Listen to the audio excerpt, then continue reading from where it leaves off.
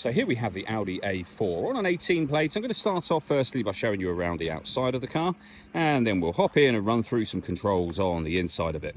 From the outside, you can see it's a four-door car with alloy wheels. We're going to start off inside the boot space. First, as we approach the back of the car, you can see we have reversing sensors.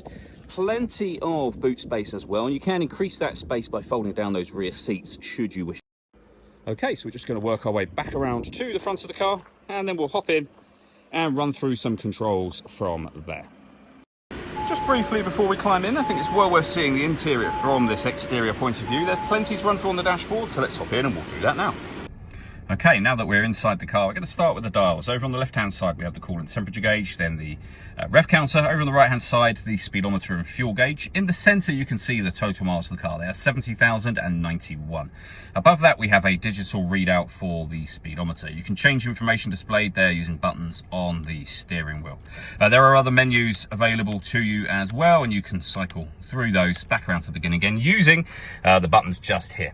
We have cruise control, speed limiter, we have our stereo controls, our phone controls, including voice activation. That is once you paired your phone, of course, which is done under the phone heading just here. The movement that I'm making on the screen is being done using this dial just here. You can, if you wish to, go into certain menus. For example, we are now in the nav menu. Otherwise, the dial can do everything. So from the dial, you can change the car setup here. There's a button that will do this as well, which I'll come to in just a moment. We can adjust our sound settings. We can access our radio. This car, as you can see, has got DAB, FM and AM radio all available. If you want to listen to your own music, you can do so under any of the methods that you can see on screen there.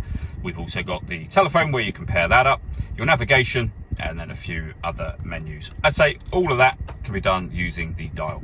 Working our way down, we have dual zone climate control. You can adjust the driver and passenger temperature. You can increase and decrease the fan speed from here. You can determine where the air is distributed for driver and passenger. Driver or passengers in the rear of the car can change their own settings as well, which is what the 3-zone relates to that you can see just here. You can turn your air conditioning eco off, on again, or hit auto.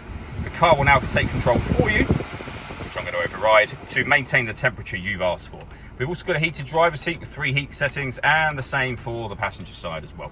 That's where you can change the driving sort of setup, as well as using the main screen, which I showed you a moment ago. We can turn off the stop and start, traction control, parking sensors. You can even turn the screen off from here.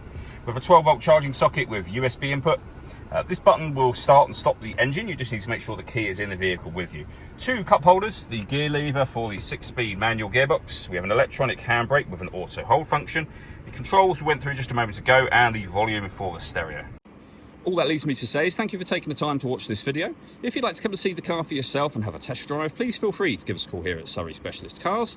We'd love to hear from you.